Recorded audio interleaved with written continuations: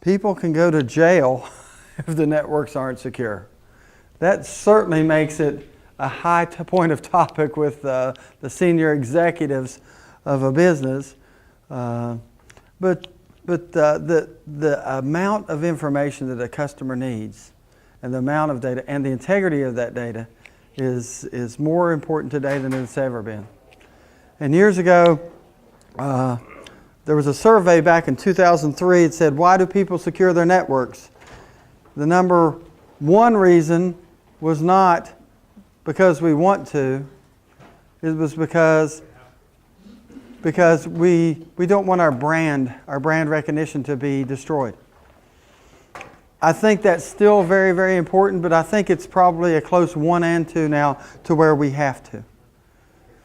Number 3 in that survey, unfortunately, was we want to secure our network. We think we should. Because customers maybe didn't secure their network, then that's when compliance started coming into play. Security is a very, very important topic. It will stop progress on anything if there's a security issue where customers can thinks there's liability there. That risk of losing data, having data compromised, is critical to a customer. This is also a place where a lot of services can be rendered. So, because in some places, one company may secure a company's network. That same company may hire another company to hack it and see how well they did. It's that important, so they'll actually spend an awful lot of money in this. Cisco is certainly vested in security. If customers won't put anything on a network, a lot of good it's going to do us to sell routing and switching. We've always had security, but again, that securities have had to adapt to the changes of the types of attacks. Early on, you call on a customer and say, hey, are you secure? Yeah, I got a PIX firewall. Well, you're good. Thank you for being a Cisco customer, and yet you're secure. Boy, that's changed a lot. Where do threats come from? Where do threats come from today? Anywhere and everywhere. Internally, sometimes more than externally. Maybe just somebody not knowing, maybe not thinking, maybe I shouldn't do that. The fact that they can or they figure out how to do something that causes a security breach is, hey, excuse me, sorry. So IT has taken a very, very close interest in security.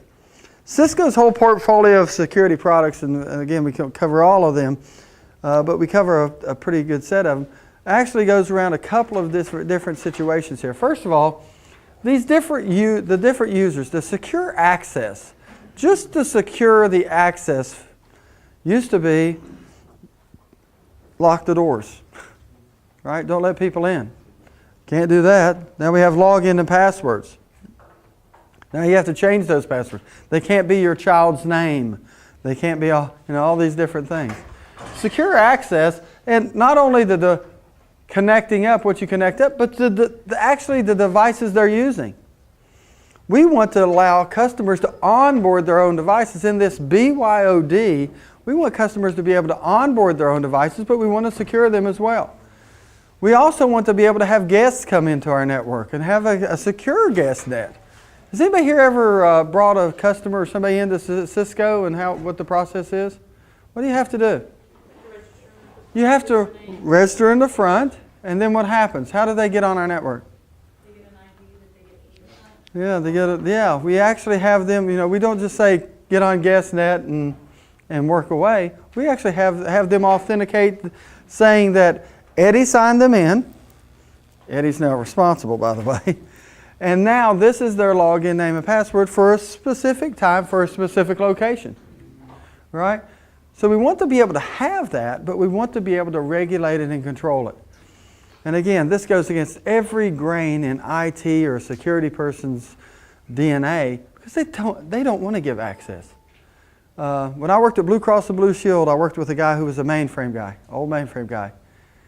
And he used to say he would never bet anything other than a cup of coffee when it came to a PC because there's just so many different ways in and out of it. It was just so insecure for him from his old mainframe mentality. And you know what? A lot of that's true. Security people struggle with that, giving access so people can be productive, to limiting access and protecting ourselves and doing our job. So that's really, really a balance.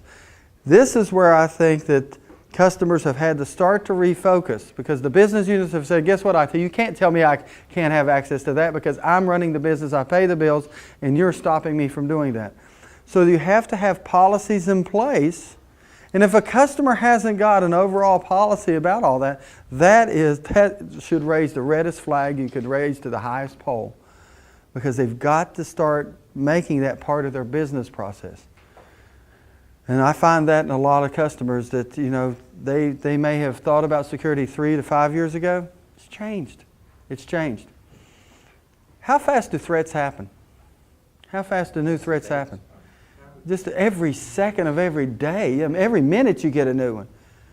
I was at a conference with, I think it was McAfee, and they said there's 100,000 new attacks or viruses developed every day. Wow. Wow. 100,000. 100,000. That is just amazing to me. That's it. Yeah, wow. Somebody's really busy. Somebody's drinking Red Bull.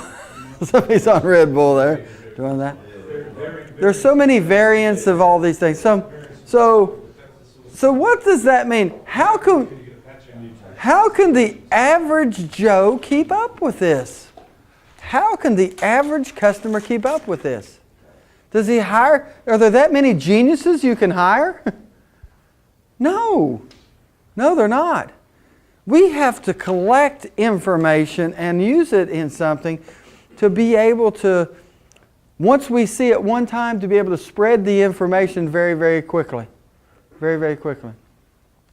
Cisco's got the Security Intelligence Organization.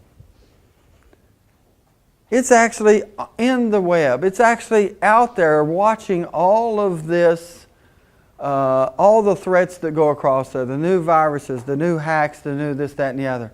It's actually learns about all of them from all of our customers, all the organizations we have, everybody who has any kind of idea about a new threat, they can publish it to this. We have a lot of members, SAP, Oracle, Adobe, all these people who may have threats that they know about, they can actually publish that.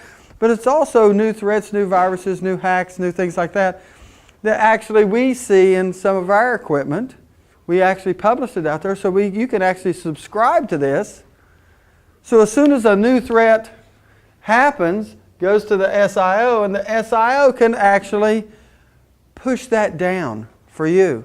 Wouldn't it be nice that if there was a new security risk, let's say for SAP or some application you use, the SIO could find out about it, and actually push it back through and push it into your IPS. So inside your network, remember way, way, way back to Wednesday when we talked about the session layer where we were setting up all these things, and then we'd have IPS, intrusion prevention. Wouldn't it be nice if that device could actually subscribe and see and be, as soon as this organization sees it, it could actually push it down to my IPS, and within a matter of minutes maybe, I'm protecting myself from something that somebody just found out about. That's what's going to have to happen for a customer to be able to protect themselves at any kind of confidence level. So what does that mean? It means as we move more and more to the cloud's going to have to be an area where we collect information and disseminate information across the lines of all of our different products. I really think security, although we'll still have to have basic security in here, the intelligence for security is going to start coming from here. It's really going to start coming from here. Everybody's going to have to participate in this. And when we go to the product section, we'll actually look at the SIO's website. And you'll see it'll have a list there of some of the new attacks that it's seen, some of the vulnerabilities out there and all this. And our devices could actually subscribe to that and be able to pull that information down. It's that important. So starting with a customer who somebody who walks into your business, an employee, the first thing we want to do is we want to do, they had this protocol called 802.1x. 802.1x was a protocol that says every user, every device that connects on a network has to authenticate. Has to at least authenticate on the network to say we allow it to log in. Well, IP phones can't authenticate, but we might use a digital certificate, and we can support that on our phones, so they can all do that. Printers could use the same thing. But we want to be able to have people be able to authenticate as well. Cisco took 802.1x and took it a little bit further. We actually started calling that network admissions control. We're going to ask you to authenticate, but then we're going to want to look down into your PC and look and see what kind of vulnerabilities it might have. You might not have antivirus. We might want to see what kind of software you have on there. There's a lot of different things you can look down in there and see. And Cisco, and it's really funny that when 802.1x came out, and virtually no one could do it, because it says you have to do it at a switch port and all this, everybody was like, oh wow, this is going to be really hard to do. What did Cisco do? They complicated it. They said, not only do we want to do that nobody can do, we actually want to tell you what kind of software is in there. We want to look at all these other different attributes on there. So we're actually going to complicate something that couldn't be done, network admissions control. And again, what did the trade magazines and people say? Oh my God, Cisco, they complicate an anvil. They just complicate everything. 2 years later, started reading articles. Is 802.1x enough? Just authenticating people. Actually, the world has turned back around and looked at Cisco and said, you know, Cisco, you may have been right. It may not just be because you have a login name and password that I should let you on a network. What about the device you're on? Yeah, well, maybe I want to start looking at where you're trying to access, where you're at, the time of day, what applications you want to get to, what applications you shouldn't get to. That is what Cisco had said in the first place. People laughed about them and kind of brushed them off, and now it's actually came back full circle with this. So network admissions control is a critical part. This access, especially when you're talking BYOD and all these other different things. So, well, our product, to be able to do that, we used to have two. It was called the NAC appliance and the ACS. The ACS was the AAA server. Your login name and password was stored here. And then we had the NAC appliance, which would actually profile your and do the authentication from the not just login name and password, but all the other things that were on your PC. We've combined these two in a product called ICE, the Identity Services Engine. And the Identity Services Engine, you know, depending on your deployment, could be 1 box, could be 6 boxes, depending on the size of your network and where you want to do it. It also gives us guest access. Guest access. So when you actually go in and you do that web portal, whatever it is, I can't remember the web name and everything to bring people on, you're actually going to a web portal on this guy. You're actually saying, this is their email address, and I've logged in and I'm saying I want this person on my network for this period of time. And that gives them the authentication on GuestNet to get on our network. So we're actually trying to control the access. I mean, think about it. I can remember hundreds of times when if I could get through the door, I was on their network. I was on their network. Because, you know, the hardest thing I had to do, forgot my badge as I walk up. You know, just walk in, new employee.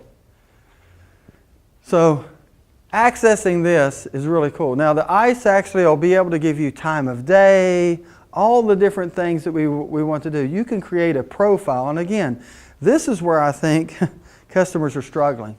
How do I set up this big matrix of all these different things? How do I classify all my employees without having a spreadsheet that I need a Oracle database to manage, right? That's really the trouble. And customers have got to take a stop and do that if they really want to implement this all the way throughout their organization. And they struggle with it. They certainly do. Firewalls, the PIX firewall's gone. Long live the PIX.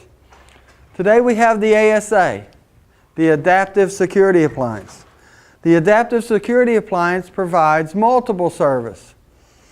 First of all, in an ASA, you have firewall capability. We have firewall capability in an ASA. It's light years ahead of the speeds and potential that the PIC's ever had. Today, I think it does 40 gig of firewall throughput. We'll look at it on the product set and everything. It's a very, very powerful firewall. So that's what every ASA will do. The second thing it will do is VPN. All of the ASAs have the capability to do VPN access in hardware, and you can have 20, 30,000, some of the bit larger, 20,000 users using VPN through one of these things. And then the third part, actually we let you choose. It could be an IPS appliance. It's modular. You could actually insert a module that does IPS, intrusion prevention, inside of the box. So it does 3 jobs as one. It also could do content filtering. Content filtering. You can actually filter content, watch all the stuff that goes through your network, and be able to make sure that what you want to go through your network does and what you don't doesn't. So it actually provides multiple layers of services on there. And its role is, again, changing. The rules that we put on these things have to change sometimes. Think about it. This was the way I got to the internet. This was the way I got to the internet. What if this user wants to go to a web page on the internet? Should I restrict where my customer can go on the internet? Cisco doesn't. You could go to practically any site you want to from behind Cisco's firewall. I've seen it done. If you want to go to www.whitehouse.com, you can. Now, that's not where President Obama lives. That's whitehouse.gov. Whitehouse.com is going to show you, don't let your children see this site. That's the site your child goes to when he's 6 or 7 years old. Yeah. His first time he sees those dirty little pictures on the internet. Right? Yeah, exactly. That was a small window. Yeah. But so why would what's the business reason why a customer might want to limit where you could go? Productivity, absolutely. Liability, absolutely. Liability. Where do you think you pick up most of your viruses and most of it? It's not in your email. It's in the links to your email to all these sites. I have a friend who does a lot of work on PCs. He's an older guy, and he continues to think he can fix everything on a PC. And if you get a virus and your PC locks up, and you're just somebody who doesn't know how to do it, you can take it to the guy, and he'll work 10 hours on a PC and charge like $50. I'm like, what are you doing? He says, man, it's fun for me, and I'm just doing this for fun. I said, man, you're not doing it for money, I can tell you that much. But he'll work really hard and everything. And I saw him at lunch the other day.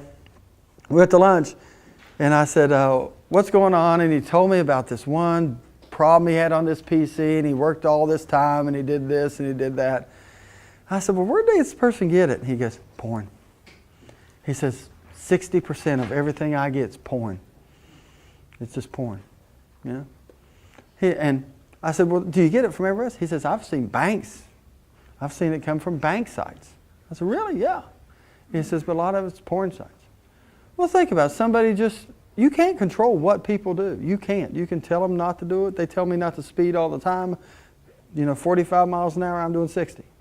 Until they pull me over, it's not illegal kind of thing. So we have to restrict that. Can we do that? Can we restrict that? It's important, obviously.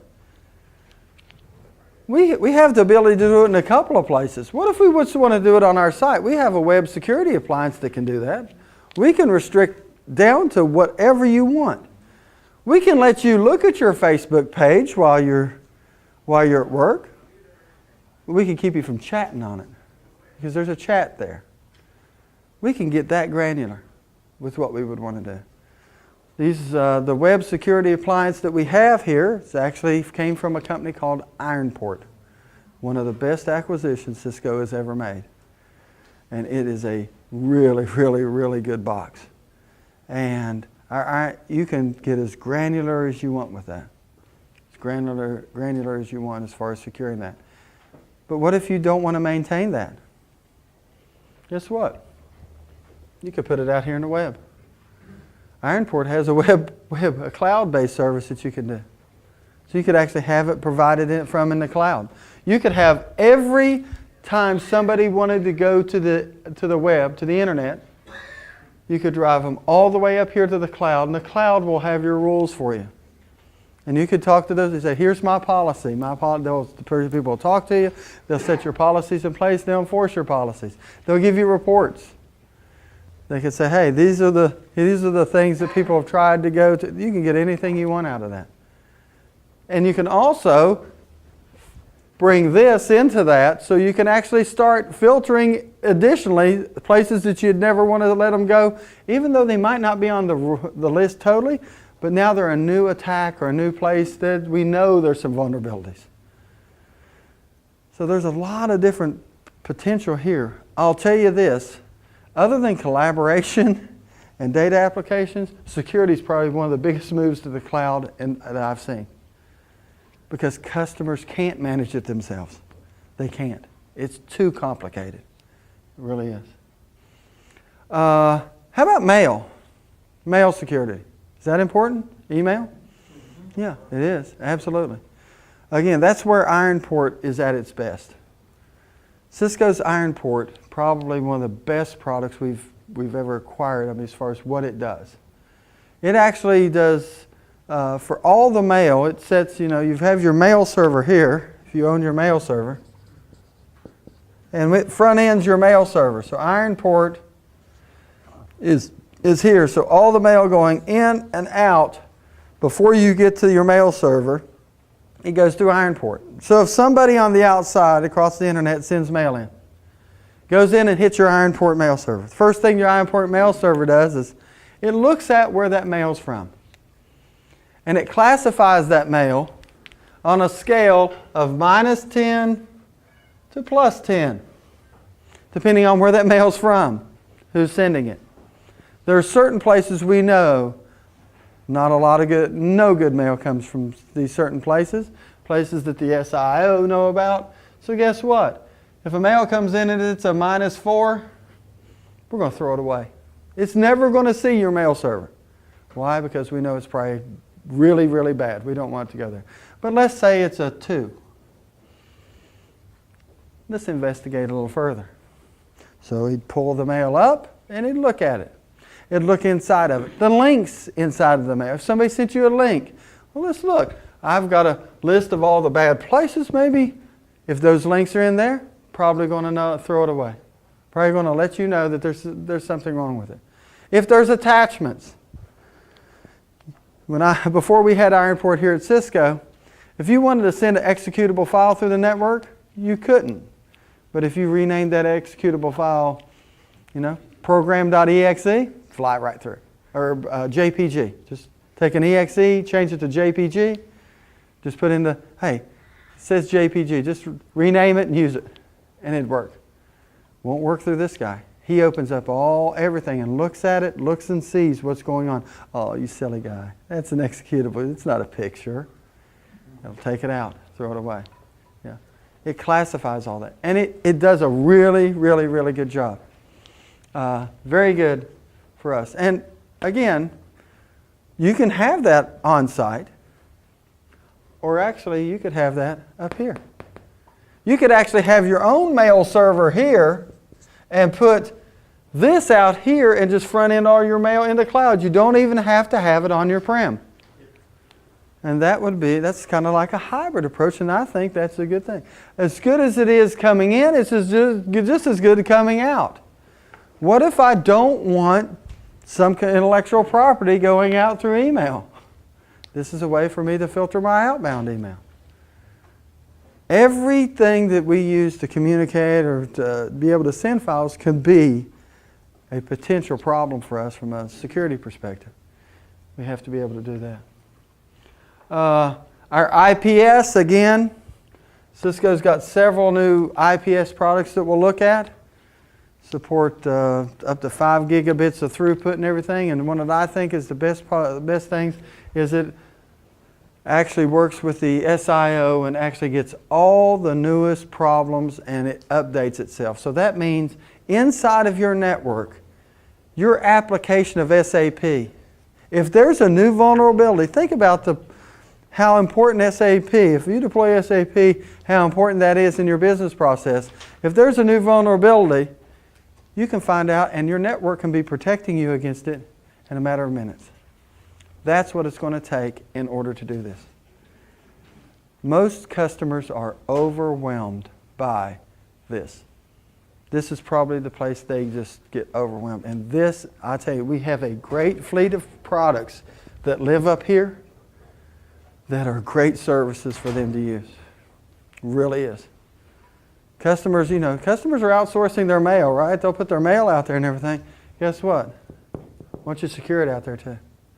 Why don't you use the SIO? Why don't you use, because every web security appliance, every email security appliance here, if this guy sees it, finds a new vulnerability or something, he actually sends it back to the SIO, updates it. So what does this stand for? Security Intelligence Organization. I'll show you the webpage. Or Office. It might be Office. It's us. It's us. It's us. It's us. It's us. It actually came from Ironport. Ironport had this. Ironport started this. Ironport saw, when we acquired Ironport saw 40% of all email that went through the internet. Their devices did. So they saw a massive majority of where the problems were going through and everything. And we've just expanded the capabilities of it. It might be Office. We'll look at it and see. So at the branch, again, we have the same capabilities. We have to onboard people. We have to have guest nets for wireless. We have to be able to have access back and forth. We may even put devices out here to be able to secure us. The good part about that is I have firewall on my router. So if this user wants to go to the internet, can I point it to the web security appliance here? Absolutely. Be a great service for a customer who doesn't want, hey, I want to filter all of my internet traffic. Guess what? We port our ASAs and all our firewalls at the branch router at that. Guess what? Put our rules out there and they're all done. Even when our customers do AnyConnect, our mobile users, we've talked about AnyConnect with collaboration. This guy's at home, they connect up to the internet. AnyConnect sees they're outside of the corporate boundaries. It goes back to the ASA. Now, all of their web traffic goes back here, goes back there, and is filtered, and we have the exact same rules. The exact same rules. It's really, really... Now, who do you have these discussions with? The who? Security officer. I thought he was the guy to handle the guys at the front gate, just opens up the gates and everything. Who does he answer to? CIO. The C who? CIO. CIO? Maybe answers to somebody else. Maybe CEO. Yeah. That's how important this is. It's not the security guy you're talking about with the badge and the gun, Barney Fife kind of thing. We're talking about this is that important that they've got senior leadership that drives this. They have the power to say yes or no. And again, I think the conversations, if you have any conversations with anybody in their organization, you have to talk about how they're doing policy enforcement, how BYOD has changed their life, not for the better. How security of applications are moving into the cloud. Are they moving into the cloud? How are you going to do that? I mean, it might be something that actually drives so much more of your business. This could actually drive cloud business tremendously. This could drive cloud business tremendously. I've seen customers say this was a great solution for me. Because I can't keep up. I can't keep up. As much as we want to hire these great, smart guys and everything. One thing about it though is that there are big players like IBM, HP, that have massive security practices. Oh, absolutely, So, absolutely. Very, very strong in the spot, and to compete with them would be incredibly difficult. Absolutely. But again, just because we don't compete don't mean we don't get to step on the field. Exactly. But they do. And you know what? They were smart because they got there early, didn't they? They got there early and they simplified it. And here's one of the things, and I'm not going to belabor the point too much. Going back to what I said about Cisco complicating things. If you sat and listened to their presentations, I sit and listen to EMC do presentations sometimes. And I know that stuff they do on the back end and everything, it's got a lot of stuff going on. It's way over my head. But when they look at the customer and they talk to a customer, it sounds so simple. It's like, we know your business, here's what we're doing, here's how it's going to work. So we'll go here, here, and here, we're going to do this. We feel confident that this is going to address every one of your business needs. There's going to be some benefits you don't even realize yet. What does Cisco do? Well, so, this is hard to do. And it's going to take, when it goes from here, now you see these, let me draw these products out. We make everything sound so complicated. This is complicated. There's a lot of stuff. I mean, just true authentication, boy, takes about 19 steps in authentication to authenticate a device and everything, back and forth. Cisco would go in and try to tell you all those 19 steps. I don't care about that. How are you going to keep my network safe? How are you going to keep my business continuing? So it's a big thing.